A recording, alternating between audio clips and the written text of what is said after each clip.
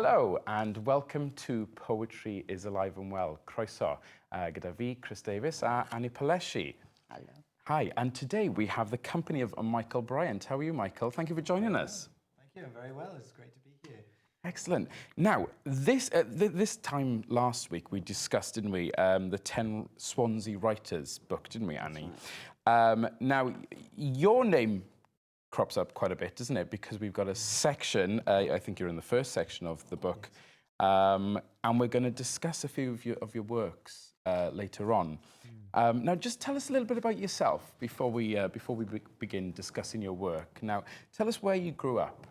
Well, I actually grew up more or less between two different cultures. So I was born in Carlisle, North England, only lived there till I was 5, and then I came, I went to Senegal, which is West Africa, lived there for 10 years, and then returned to the UK when I was 16, and lived near Bath for a couple of years before coming over to Wales when I was 18.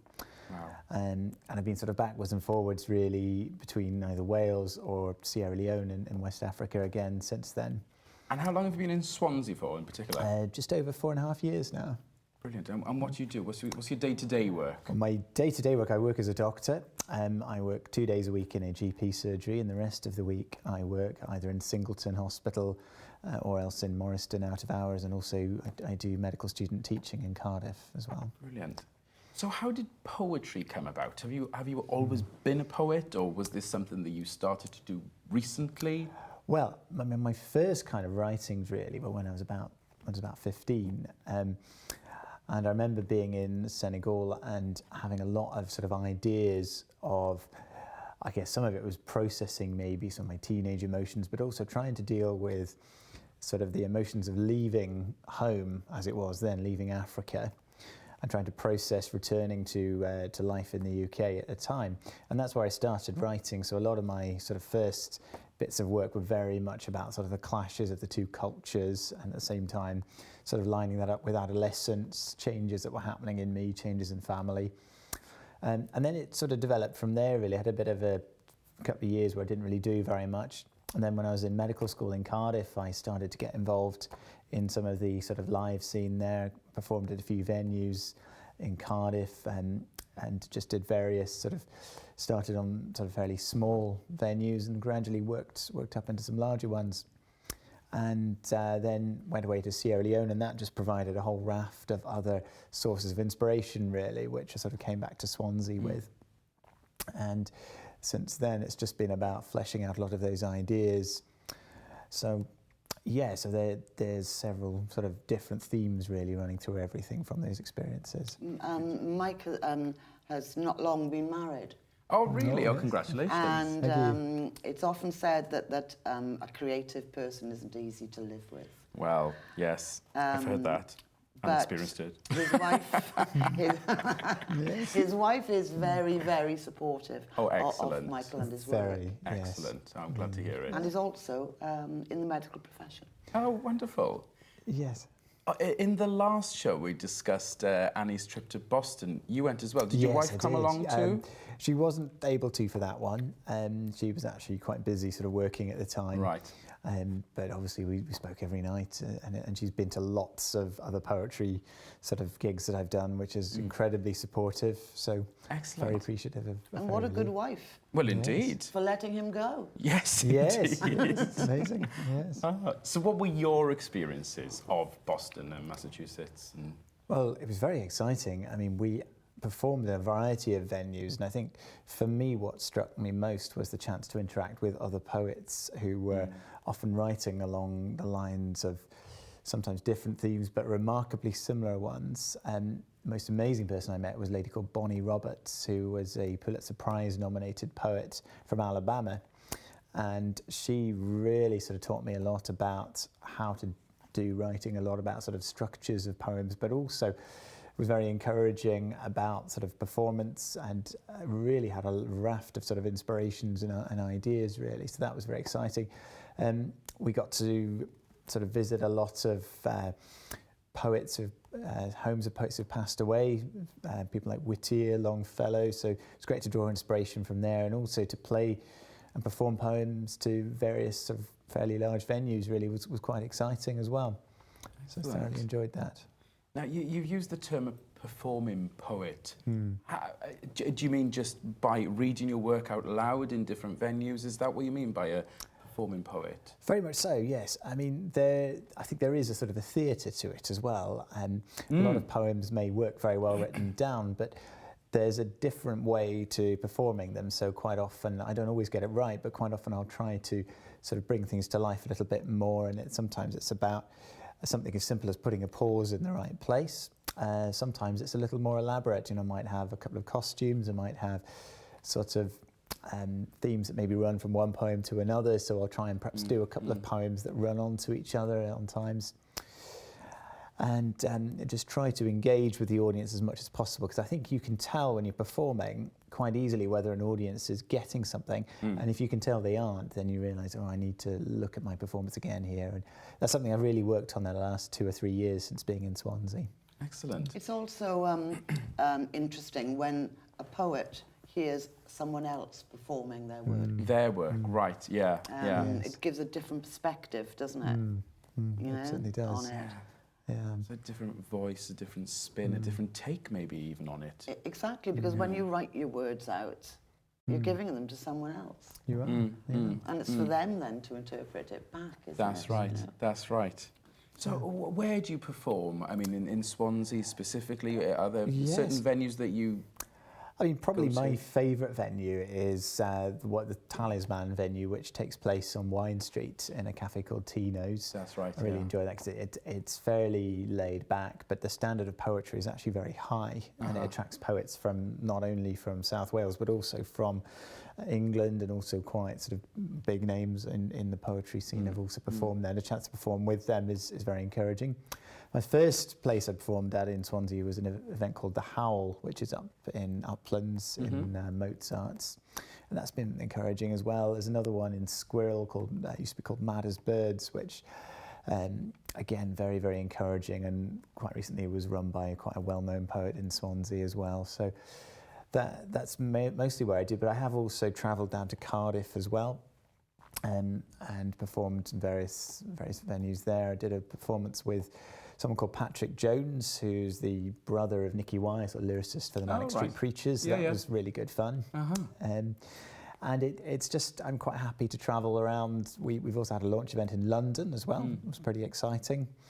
Again, a variety of different people, poets and non-poets, turned out to see us perform there. So that was You'll have to exciting. get Chris to do some poetry, reading or writing, I think. Oh, That I'd would love be that. great. Yeah, Yes. It would be fantastic to see you at Talisman, maybe one. Yeah, no, that'd be brilliant. Yeah, it's like you've said always, Annie, isn't it? It's you know, the stigma of poetry, and some people think, oh, I'm not sure I'm good enough to write poetry, but like you said, it's words. It's a self-expression, isn't it? Absolutely, absolutely. I think you can get more out onto paper Yes. than sometimes you can work out Yeah, in your head. yeah, that's right. You know. I mean, I guess I don't think twice about writing the lyrics of a song, but then I think, well, I'm not good enough maybe to do poetry, but the lyrics of a song is poetry. It's From poetry, yeah.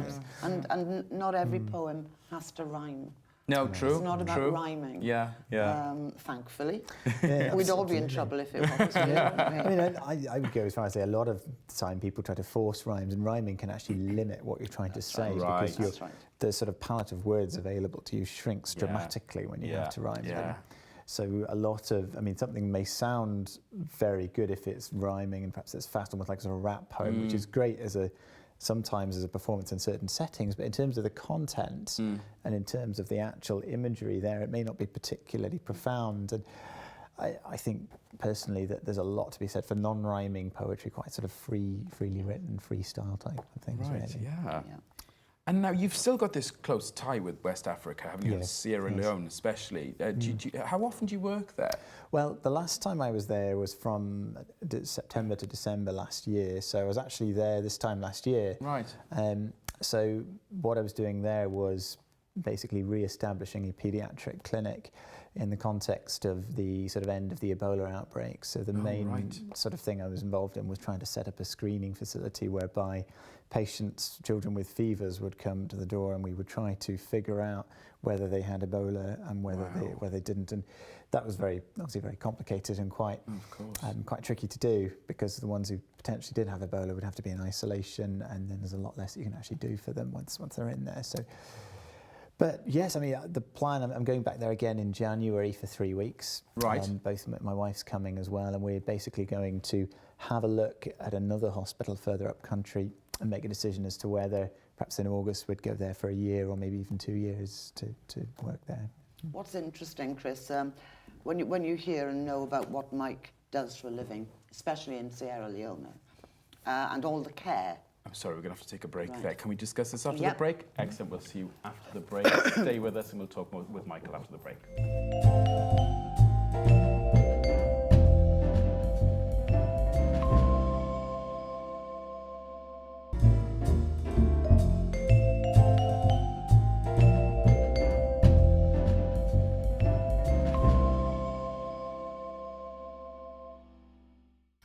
Well, welcome back to the show, and we're still here with Michael Bryant. Thank you for staying with us, Michael. Now then, so we were talking about Sierra Leone, weren't we? And your time out there, and you're going back in January. Do continue with what we were saying, Annie. Sorry I had to cut you off there. Listen, I'll have you afterwards. you will not be forgiven on this one. What I was saying before you stopped me was that the care that comes from Michael in his work. Right. In Sierra Leone and with children, the whole lot, actually flips over when you read his work. Because in his work there is definitely a frustration that you feel, it's palpable, and there is an anger, I think, in there as well, which is, the complete opposite to what he is doing professionally. I feel a lot of frustration and anger in his work. Right. Wow. Very, it's almost like you've got that outlet, isn't it? I think if I didn't have that outlet, I think things would bubble over in more destructive ways, really.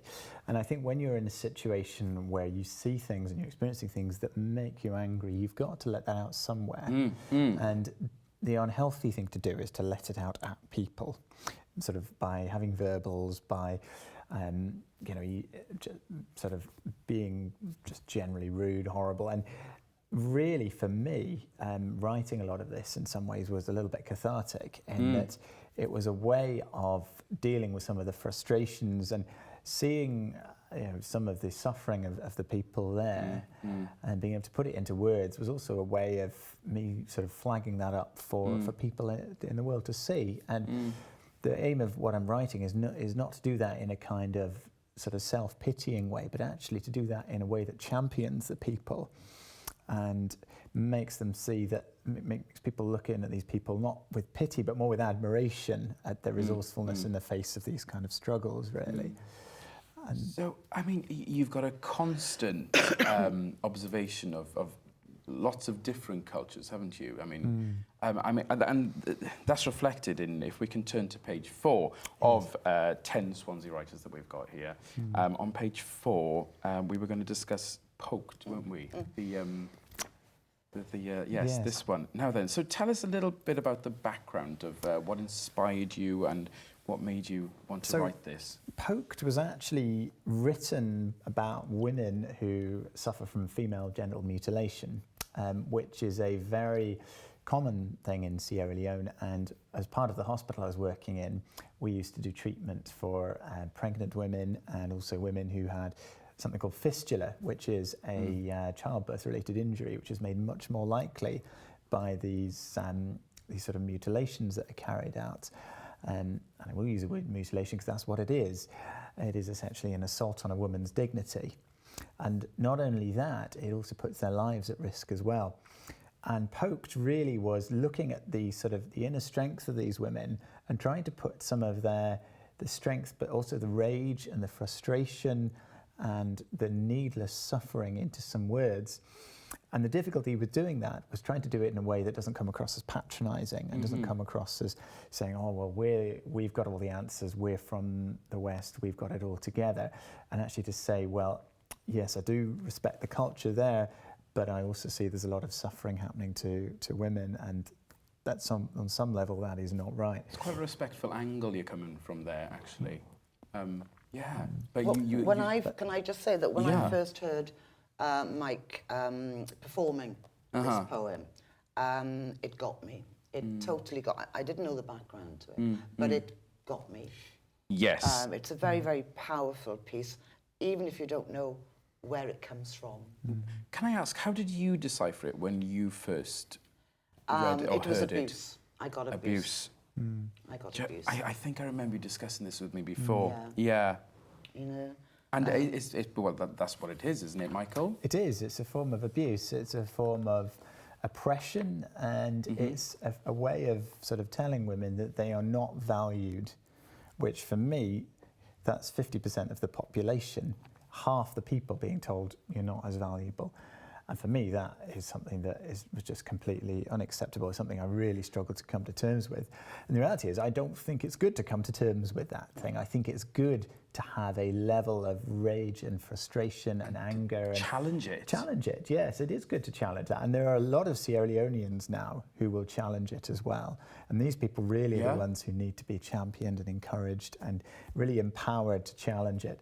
And what I've tried to sort of go through in the poem is it's almost, there's a bit of a story here, and some of it is quite tragic. It talks about the effect on the children, the fact that they are taught these value systems where sort of the girl child is felt to be not as valuable, and that they have to just sort of look after family and do that from sort of the day they're born, and that there's this kind of sort of sense all the way through the poem of the women are sort of trying to struggle back, but the system is not stacked in the right way. It's stacked against them.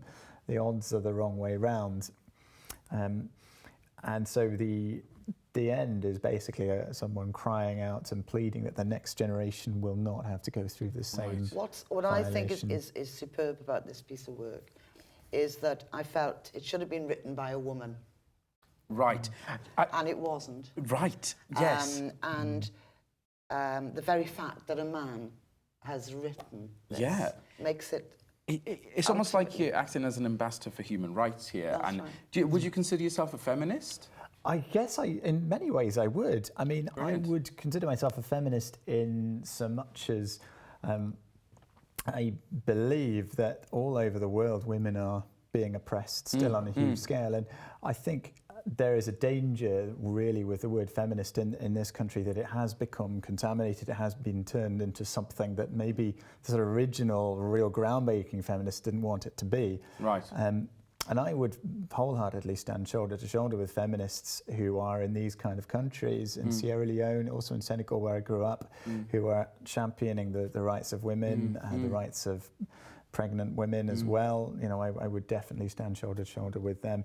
And for me, this was a bit of a departure because most of my work was with children, but just there was something about these women that just struck me as this is a story that needs to be told. So it was actually a departure. If you look, a lot of the other poems are quite child-focused, trying to get inside the mind of a baby. I mean, there's a poem, it's not in the book, but which is basically from the sort of the point of view of a baby being born, and there's this whole thing around there. But then actually I thought, well, if we're going to champion children, the first thing we need to do is actually look at the mothers, the people who are bringing the children into the world, and really to see that level of oppression. You know, I would struggle to see how anybody could witness that and not come out of it in some way a feminist. Right. Yes, definitely. I mean, even, you know, very recently, Saudi Arabia said that they weren't ready for women drivers, you know?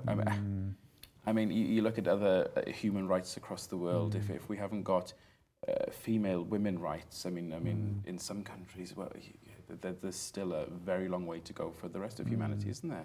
Yes. You know, if you could choose one line from Poked that encompasses the essence of the poem, which line would you, or which couplet would you choose? I mean, I would choose to end really the last two and sort of end on sort of the hopeful note, really. You cry droplets that birth fresh forests to shield your daughters from violation.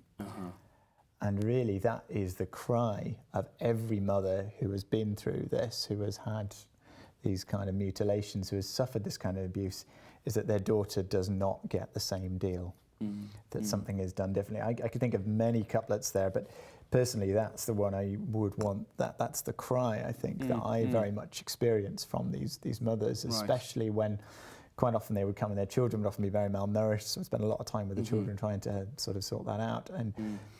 And the mums would always say that they didn't want the same thing that happened to them to happen to their daughter, especially the girl children, and that was a big, big deal. So Can I read the first Please do. stanza quickly? Please do. Yeah. Because it sets the scene for this wonderful poem. He clapped and you jumped, he poked, so you opened, because that's what they all said you should do. Your elders coaxed, your grandmothers begged, grey beards and pour your wine, their forceps, their voices echoed thunder's threat. I mean, they're stunning words. They are. They are stunning words that I think bring it all in, you know? Yeah. I think it's so powerful. Definitely. This poem actually always gets me. Yeah. Yeah. And this man's humanity Yes. always gets me too. Yeah. Well, thank you so much for coming in and discussing some of your work with us. Thank you very much for having me. Not It's at all. really I mean, pleasure. we'd love to have you back in maybe at some point to go I'd love through to. some of the other poems that I'd you've absolutely love to. That'd you've be written. great. But yes. Well, thank you for watching. Next time we'll be discussing other people's work within this book, 10 Swansea Writers, from me and Annie and Michael. We'll see you next time. Thank you very much for watching. Bye-bye.